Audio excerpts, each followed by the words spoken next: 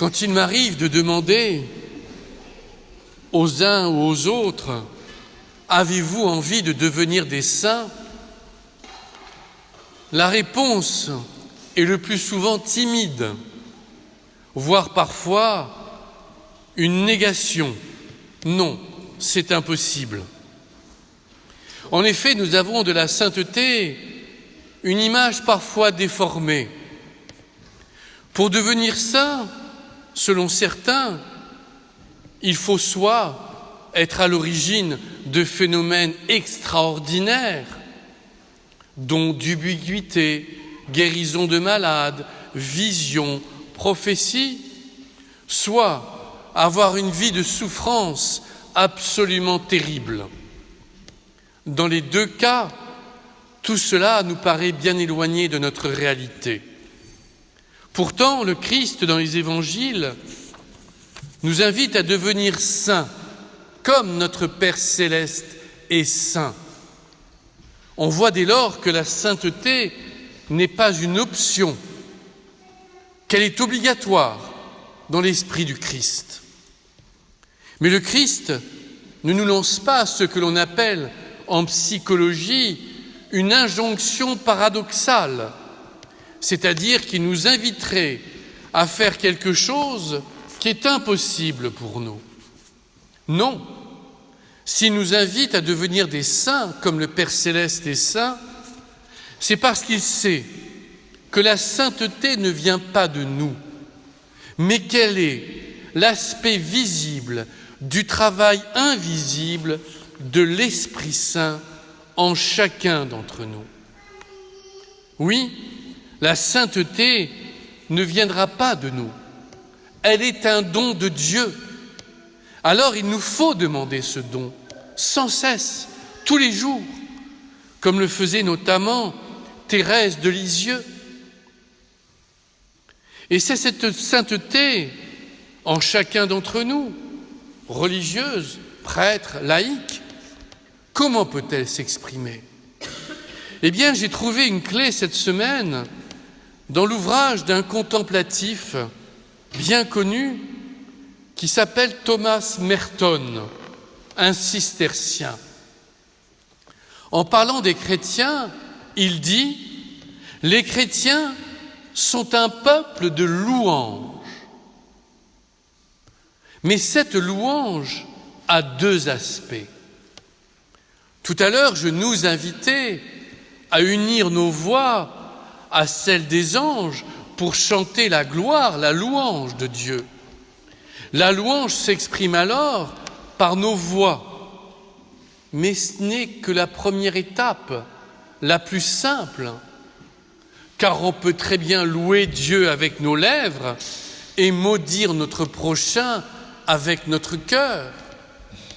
Il nous faut aller plus loin. Et la vraie louange s'exprime alors par notre vie. Nous avons à louer Dieu par nos pensées, par nos paroles et par nos actes. Et toutes les pensées, toutes les paroles, tous les actes qui vont contre l'amour ne louent pas Dieu. Oui, nous sommes appelés à louer Dieu par notre vie. Notre vie elle-même doit devenir louange de Dieu. Et ceux et celles qui nous côtoient doivent pouvoir voir en nous la gloire de Dieu.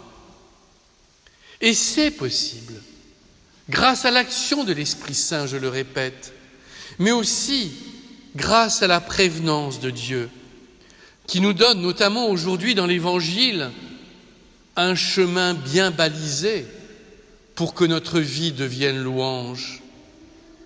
Heureux les pauvres de cœur, car le royaume des cieux est à eux. Chassons de nous tout orgueil. Sans Dieu, nous ne pouvons rien. Et notre vie deviendra louange le jour où nous serons oubliés notre ego. Cet ego qui, si souvent, nous entraîne dans la souffrance. Heureux ceux qui pleurent, car ils seront consolés. Mais quel type de larmes ? Les larmes, justement, d'être loin de Dieu. les larmes de ne pas être témoins de Dieu. Heureux les doux, car ils recevront la terre en héritage. La douceur n'est pas optionnelle, la douceur est fondamentale dans la vie chrétienne. Hier, je suis tombé par hasard sur des messages de quelqu'un qui se prétend aujourd'hui être maître spirituel, et des messages d'une violence inouïe, insultant les uns et les autres. Comment peut-on se prétendre être un maître spirituel quand on n'a aucune douceur en soi? On n'est témoin de rien. Et j'ai été triste de son aveuglement.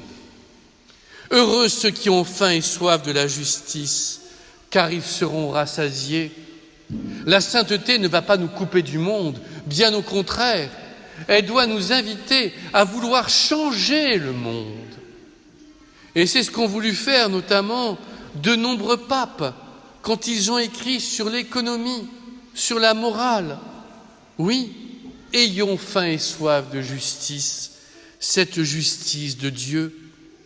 Heureux les miséricordieux, car ils obtiendront miséricorde. Sachons pardonner sans cesse, même si c'est difficile. On ne peut pas vivre dans la rancune. On ne peut pas vivre sans se sentir pardonné. Alors, soyons miséricordieux à temps et à contre-temps. Heureux les cœurs purs, car ils verront Dieu. Cette pureté du cœur n'est possible que si nous demandons à l'Esprit Saint d'effacer de notre cœur toutes ces passions qui nous séparent de Dieu, la médisance, le jugement, la méchanceté, l'orgueil, la luxure, la gloutonnerie et bien d'autres choses encore qui sont dans notre cœur. C'est avec un cœur pur et uniquement avec un cœur pur que nous pourrons voir Dieu. Heureux les artisans de paix, car ils seront appelés fils de Dieu. Là encore, nous serons différents des autres, mais à temps et à contre-temps, dans nos familles, dans nos communautés, dans notre Église, soyons des artisans de paix. Je suis triste aujourd'hui de voir la violence institutionnelle qui s'exprime, y compris dans notre Église. Elle n'est pas acceptable, elle n'est pas possible. Alors si nous voulons que cela change, soyons nous-mêmes aujourd'hui, là où nous sommes, des artisans de paix. Mais tout cela va nous rendre différents. Tout cela va nous rendre différents par rapport à l'esprit du monde. Et alors, nous risquons d'être persécutés, nous risquons d'être insultés, nous risquons d'être diffamés. Eh bien, tant pis, soyons dans l'allégresse, car notre récompense sera grande dans les cieux.